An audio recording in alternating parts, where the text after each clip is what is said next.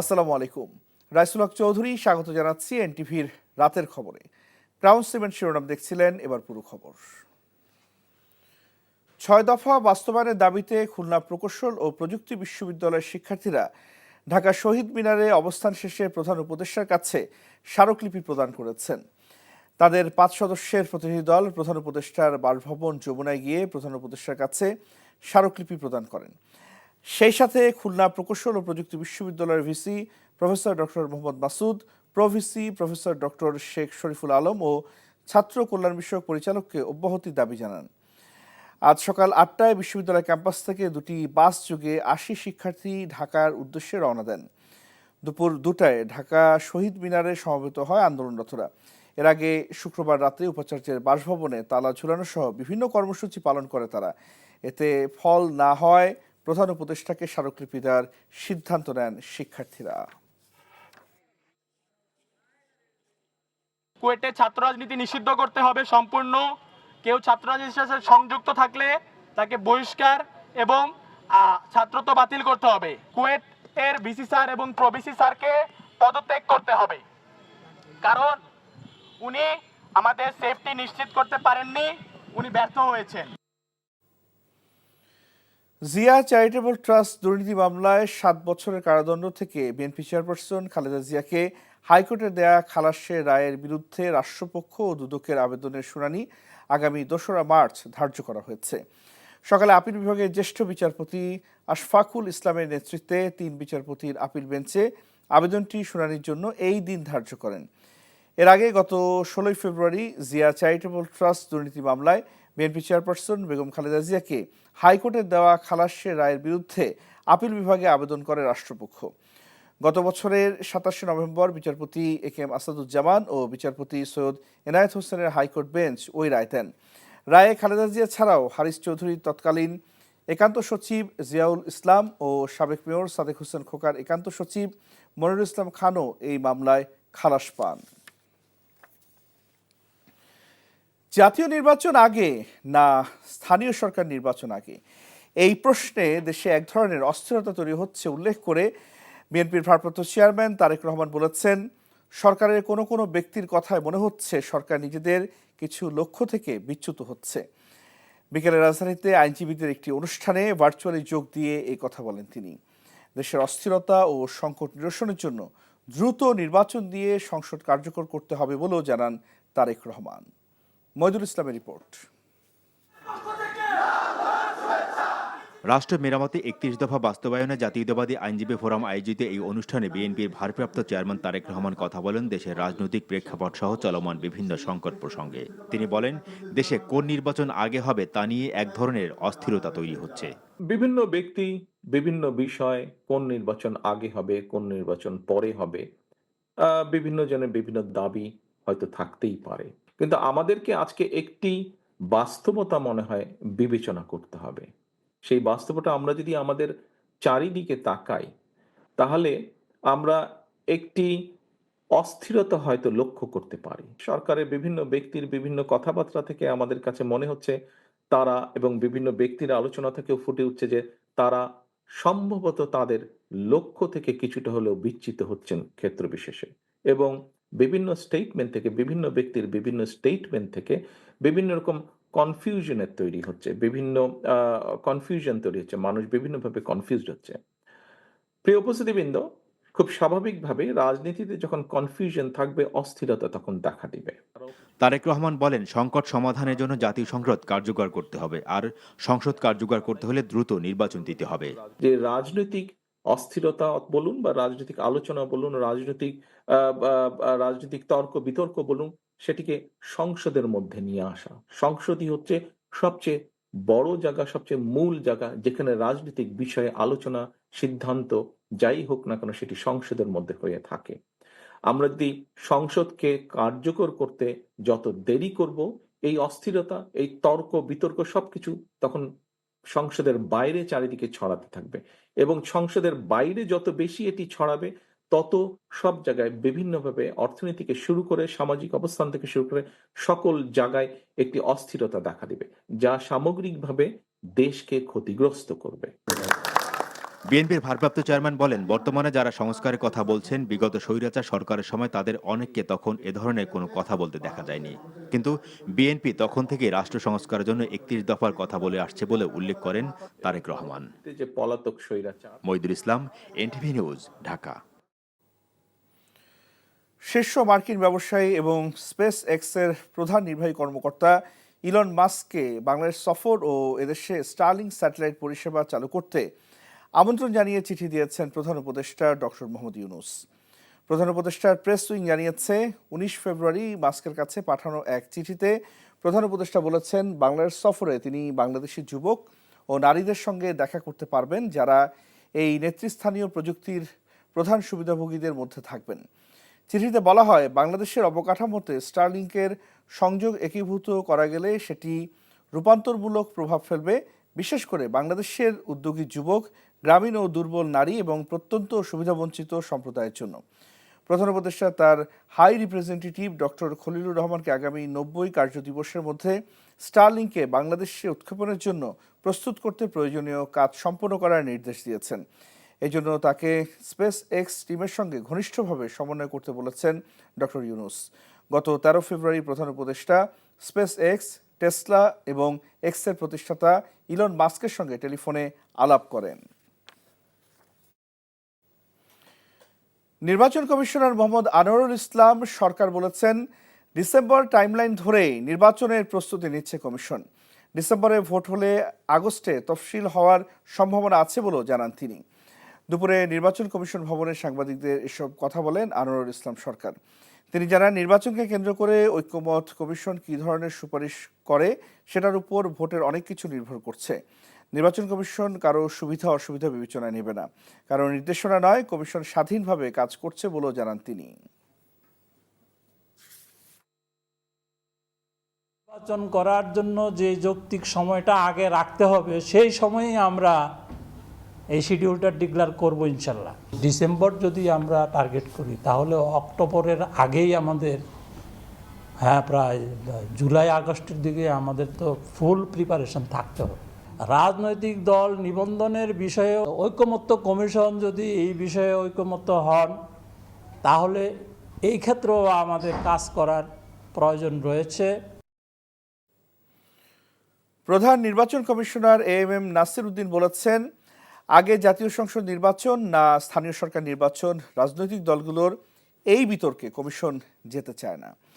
আপাতত কমিশনের প্রথম লক্ষ্য একটি নির্ভুল ভোটার তালিকা হালনাগাদ। দুপুরে কক্সবাজারে ২৬০০ ভোটার তালিকা হালনাগাদ ও ত্রয়োদশ জাতীয় সংসদ নির্বাচনের প্রস্তুতি উপলক্ষে মতবিনিময় সভায় তিনি একথা বলেন। সিসি বলেন, অন্তর্বর্তী সরকার দুটো ডেডলাইন দিয়েছে, ডিসেম্বরের মধ্যে বা বড় রিফর্ম হলো জুনের মধ্যে নির্বাচন হবে। তিনি বলেন, তালিকা থেকে মৃত ভোটার বাদ যাবে, নতুন ভোটারের সংখ্যা বাড়বে। নির্বাচনের জন্য চূড়ান্ত ভোটার তালিকা এবছরের জুনের মধ্যে পাওয়া যাবে বলেও জানান সিইসি। এই যে শুধু লক্ষ্য আমরা বের করলাম, এগুলো স্ট্রাইকও করতে হবে না আমার, এগুলো যেগুলো বাদ পড়ে গেছিল প্রায় ৫১ লক্ষের অধিক ভোটার তো আমরা পেয়েছি। তো এই কাজটা আমাদের সম্পন্ন করতে আমরা প্ল্যান করেছি, আগামী জুন মাস নাগাদ আমরা এটা এই শেষ ভোটার তালিকাটা হালনাগাদ করতে পারবো। আর স্থানীয় না জাতীয়, late the politicians debate on that, আমরা কোনো ডিবেটের মধ্যে আমরা জড়াতে চাই না। জ্ঞাত আয় বহির্ভূত সম্পদ অর্জনের অভিযোগে সাবেক প্রতিমন্ত্রী জাহিদ আহসান রাসেল এবং বরিশাল ২ আসনের সাবেক এমপি শাহে আলম তালুকদারের বিরুদ্ধে পৃথক মামলা করেছে দুর্নীতি দমন কমিশন দুদক। রাজধানীর সেগুনবাগিচায় দুদকের প্রধান কার্যালয়ে ব্রিফিংয়ে সংস্থাটির মহাপরিচালক আক্তার হোসেন এই কথা জানান। শাহে আলম তালুকদারের বিরুদ্ধে ১,৭৮.৭৮ টাকা জ্ঞাত আয় বহির্ভূত সম্পদ অর্জনের অভিযোগ আনা হয়। পাশাপাশি তার ১২টি ব্যাংক হিসেবে ২৫,৬৪,০০,০০০ টাকা লেনদেনের অভিযোগ আনা হয়েছে। সাবেক যুব ও ক্রীড়া প্রতিমন্ত্রী জাহিদ আহসান রাসেলের বিরুদ্ধে ৩,৬৫,০০,০০০ টাকার জ্ঞাত আয় বহির্ভূত সম্পদ অর্জনের অভিযোগ আনা হয়েছে। তার ৫টি ব্যাংক হিসেবে ১৭,৫০,০০,০০০ টাকা লেনদেনের অভিযোগ করা হয়। এখন থেকে প্রতি বছর ২৫ ফেব্রুয়ারিতে জাতীয় শহীদ সেনা দিবস হিসেবে পালন করা হবে। রোববার মন্ত্রিপরিষদ বিভাগ থেকে দিবসটিকে গ শ্রেণীভুক্ত ঘোষণা করে পরিপত্র জারি করা হয়। বলা হয় প্রতি বছর 25 ফেব্রুয়ারি জাতীয় শহীদ সেনা দিবস হিসেবে পালনের জন্য জাতীয় ও আন্তর্জাতিক দিবস পালন সংক্রান্ত মন্ত্রিপরিষদ বিভাগের গ শ্রেণীভুক্ত দিবস হিসেবে অন্তর্ভুক্তকরণের সিদ্ধান্ত নেওয়া হয়েছে। 2009 সালের 25 ফেব্রুয়ারি রাজধানীতে পিলখানা হত্যাকাণ্ডে 57 সেনা কর্মকর্তা সহ 74 জন নিহত হন। দ্রুত নির্বাচনের রোডম্যাপ ঘোষণা এবং ফ্যাসিবাদের ষড়যন্ত্র মোকাবেলার দাবিতে রাজবাড়ীতে জনসভা করেছে বিএনপি। বিকেলে আজাদী ময়দানে জনসভায় বক্তারা বলেন, দেশের দ্রব্যমূল্য কমেনি, দুর্নীতি বন্ধ হয়নি, আইন শৃঙ্খলার অবনতি হয়েছে। তাই দেশের জনগণ এখন সুষ্ঠু নির্বাচনের মাধ্যমে গণতান্ত্রিক সরকার চায়। দ্রুত নির্বাচনের রোডম্যাপ ঘোষণা করতে সরকারের প্রতি আহ্বান জানান তারা। জেলা বিএনপির আহ্বায়ক অ্যাডভোকেট লিয়াকত আলী সভাপতিত্বে সভায় প্রধান অতিথি ছিলেন বিএনপি চেয়ারপারসনের উপদেষ্টা হেলালুজ্জামান তালুকদার লালু, বিএনপির সাংগঠনিক সম্পাদক শামা ওবায়েদ। বইমেলায় শুরু থেকে বেশ কয়েকটি বইয়ের কাটতি বেশি। এসব বইয়ের লেখকরা বিভিন্ন সময়ে কিছু ঘটনাকে কেন্দ্র করে সামাজিক মাধ্যমে ব্যাপক আলোচিত হয়েছেন। ফলে তাদের লেখা বই কিনতে স্টলের সামনে হুমড়ি খেয়ে পড়েন এক শ্রেণীর পাঠক। তবে সাহিত্যপ্রেমীদের একাংশের দাবি, এগুলো বেশিরভাগই মানহীন। মেলায় আজ প্রকাশ পেয়েছে ৬৭টি বই। সাদরিনা খন্দকারের রিপোর্ট।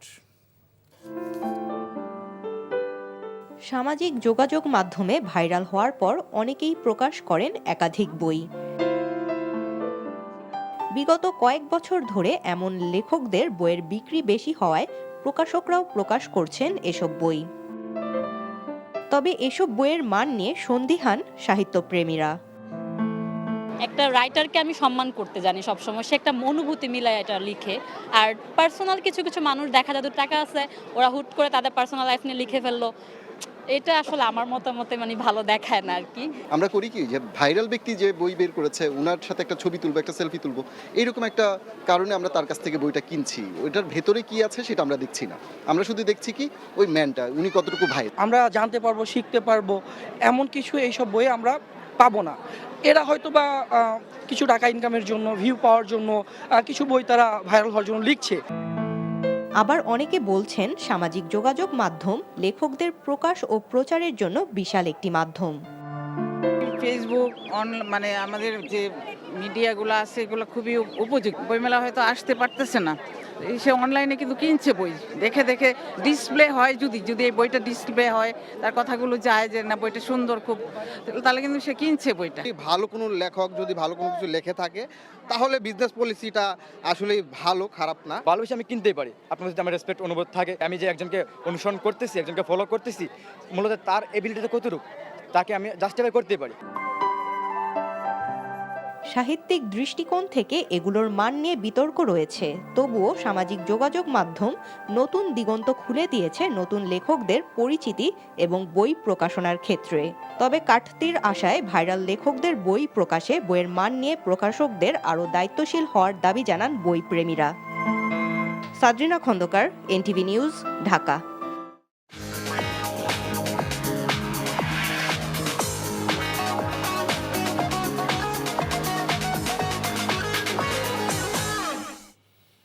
মার্কেন্টাইল ব্যাংক অর্থনীতির খবর। সরকারের ঘুম না ভাঙলে অচিরেই অনেক বেসরকারি শিল্প কারখানার বেতন ভাতা বন্ধ হয়ে যাবে, এমন আশঙ্কা জানিয়ে ব্যবসায়ী নেতাদের অভিযোগ, শিল্পের জ্বালানি নিরাপত্তা নিশ্চিতে ব্যর্থ হচ্ছে সরকার। তারা বলেন, গ্যাসের দাম বৃদ্ধিতে সংকটে পড়বে উৎপাদন আর চাপ বাড়বে অর্থনীতিতে। রবিবার রাজধানীতে এক সেমিনারে এসব কথা বলেন তারা। মেজবাহ হাসানের রিপোর্ট। শিল্পের চাকা ঘুরলে তৈরি হয় কর্মসংস্থান, গতি পায় অর্থনীতি। আর সে চাকা ঘোরাতে প্রয়োজন ন্যায্য মূল্যে নিরবিচ্ছিন্ন জ্বালানি। গবেষণা প্রতিষ্ঠান পলিসি এক্সচেঞ্জ বাংলাদেশ ও ইআরএফ আয়োজিত সেমিনারে বক্তারা বলেন, গেল সরকারের ভুল জ্বালানি নীতির কারণে 40% কারখানা এখন জেনারেটর নির্ভর। টোটাল এনার্জি 11% মতো আছে। এটা 2050-এ আগামী 25 বছরের মধ্যে 47% একাই হয়ে যাবে আমাদের ইন্ডাস্ট্রি। শিল্প উদ্যোক্তাদের অভিযোগ, এমনিতেই কঠিন সময় পার করছে দেশের শিল্প খাত। বর্তমান পরিস্থিতিতে নতুন করে জ্বালানির দাম বাড়ালে বন্ধ হয়ে যাবে অনেক কারখানা। 11.4 কোটি টাকা যদি আমাকে এই 3 বছর 4 বছরের মাথায় 3 বছরের মাথায় যদি অতিরিক্ত গ্যাস বিল দিতে হয়, তো সেই শিল্প কি টিকে থাকবে? বাংলাদেশে পেপার মিলগুলো বন্ধ, আর তারা ফিনিশ পেপার নিয়ে আসতেছে বই ছাপানোর জন্য। It's a shame. আমরা কিন্তু প্রতিনিয়ত প্রতিদিন ঝুঁকিপূর্ণ একটা জায়গায় চলে যাচ্ছি। এ সময় জ্বালানির দাম বাড়ানোর সমালোচনা করেন বিশ্লেষকরাও। যে অন্য খান থেকে গ্যাস সরায় প্রায়োরিটাইজ করে দেশের খাতিরে, আমাদের ডলারের খাতিরে আমাদের গ্যাসটা ইন্ডাস্ট্রিতে দেওয়া উচিত, কারণ এইটাই আমাদের সবচেয়ে বেস্ট রিটার্ন আনবে। জ্বালানির যৌক্তিক দাম নির্ধারণের আশ্বাস দেন বিইআরসির চেয়ারম্যান। ওয়ার্ক ওভার এবং ডেভেলপমেন্ট ওয়েলগুলি যদি ঠিকঠাক মতো করতে পারে পরিকল্পনার মতো, তাহলে তোমরা একটা 2000 মিলিয়নের যে প্ল্যাটো, যেটা ডক্টর এজাজ বললেন, আমরা তো ওই প্ল্যাটোটা ধরে রাখতে পারব। Misbah Hasan, NTV news, Dhaka. আসন্ন ঈদ উৎসবকে ঘিরে সারা দেশে শুরু হয়েছে শীর্ষস্থানীয় দেশীয় ইলেকট্রনিক্স ব্র্যান্ড মার্সেলের ডিজিটাল ক্যাম্পেইন সিজন 22। সম্প্রতি রাজধানীতে মার্সেল কর্পোরেট অফিসে ক্যাম্পেইনের উদ্বোধনী অনুষ্ঠানে উপস্থিত ছিলেন মার্সেল ব্র্যান্ড অ্যাম্বাসেডর চিত্রনায়ক Amin Khan, chief operating officer Zoheb Ahmed, মার্সেলের head of business Motiur Rahman সহ অনেকে। ক্যাম্পেইনের এই সিজনেও ক্রেতারা দেশের যে কোনো শোরুম থেকে মার্সেল ব্র্যান্ডের ফ্রিজ, এয়ার কন্ডিশনার বা এসি, ওয়াশিং মেশিন ও সিলিং ফ্যান কিনে 10 লাখ টাকা পর্যন্ত পেতে পারেন ক্রেতারা। আরও রয়েছে লাখ লাখ টাকার ক্যাশ ভাউচার সহ নিশ্চিত উপহার। ক্রেতারা 20 ফেব্রুয়ারি থেকে এসব সুবিধা পাবেন আগামী ঈদুল আজহা পর্যন্ত। দেশের শীর্ষস্থানীয় স্টিল রিবার উৎপাদনকারী প্রতিষ্ঠান জিপিএইচ ইস্পাত লিমিটেড জাতীয় রাজস্ব বোর্ড এনবিআর কর্তৃক অথরাইজড ইকোনমিক অপারেটর হিসেবে স্বীকৃতি অর্জন করেছে। সম্প্রতি এনবিআরের মাল্টিপারপাস হলে আয়োজিত অনুষ্ঠানে এই স্বীকৃতি দেওয়া হয়। জিপিএইচ ইস্পাতের পক্ষ থেকে সম্মাননা গ্রহণ করেন কোম্পানির ব্যবস্থাপনা পরিচালক মোহাম্মদ জাহাঙ্গীর আলম। এই স্বীকৃতি লাভের মাধ্যমে জিপিএইচ ইস্পাত লিমিটেড আন্তর্জাতিক নীতিমালা ও সাপ্লাই চেইন নিরাপত্তা মেনে চলার ক্ষেত্রে তাদের প্রতিশ্রুতি তুলে ধরেছে। ফলে শুল্ক নিষ্পত্তি প্রক্রিয়া আরও গতিশীল হবে, পরিচালনা ব্যয় হ্রাস পাবে এবং আন্তর্জাতিক বাণিজ্যে কোম্পানির গ্রহণযোগ্যতা সুসংহত হবে বলে জানান কর্মকর্তারা। আসন্ন পবিত্র রমজান মাসে ধর্মীয় অনুশাসন মেনে চলতে সকল ধর্মপ্রাণ মানুষের প্রতি আহ্বান জানিয়েছে উত্তর আমেরিকার সবচেয়ে বড় ধর্মীয় সংগঠন Muslim Ummah of North America, MUNA. NTV যুক্তরাষ্ট্র প্রতিনিধি ফরিদ আলম জানান, স্থানীয় সময় শনিবার সন্ধ্যায় ইমাম ও কমিউনিটি নেতাদের সৌজন্যে জ্যাকসন হাইটসের মুনা সেন্টারে এবারও নৈশভোজের আয়োজন করা হয়। এতে রমজান মাসে করণীয় বিষয়ে আলোচনা হয়। মুনার উত্তরাঞ্চলীয় সেক্রেটারি মোমেন মজুমদারের সভাপতিত্বে নৈশভোজের আগে আলোচনায় প্রধান অতিথির বক্তব্য রাখেন মুনার ন্যাশনাল ভাইস প্রেসিডেন্ট। এছাড়াও বক্তব্য রাখেন কমিউনিটির বিভিন্ন পর্যায়ের ব্যক্তিরা। তারা মুনার কার্যক্রমের প্রশংসা করেন।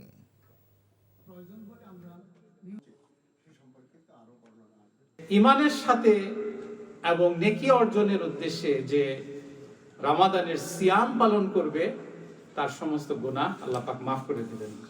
আমরা যেন সেই পর্যায়ে থাকি। রমাদানে ইমানের সাথে এবং নেকি অর্জনের উদ্দেশ্যে যে কিয়ামুল লাইল করবে, রাতের নামাজ, যেটা আমরা তারাবি নামাজও বলতে পারি, আল্লাহ পাক তাদের গুনাহ মাফ করে দিবেন। এই ছিল রাতের খবরে। এই খবরের ভিডিও আপডেট জানতে ভিজিট করুন এনটিভি অনলাইন www.ntvbd.com। এছাড়াও এনটিভি জনপ্রিয় সব অনুষ্ঠান ও খবরের আপডেট জানতে ভিজিট করুন আমাদের ইউটিউব ও ভেরিফাইড ফেসবুক পেজ। রাত 1টায় মধ্যরাতের খবর দেখার আমন্ত্রণ রইল। ধন্যবাদ সবাইকে। শুভরাত্রি।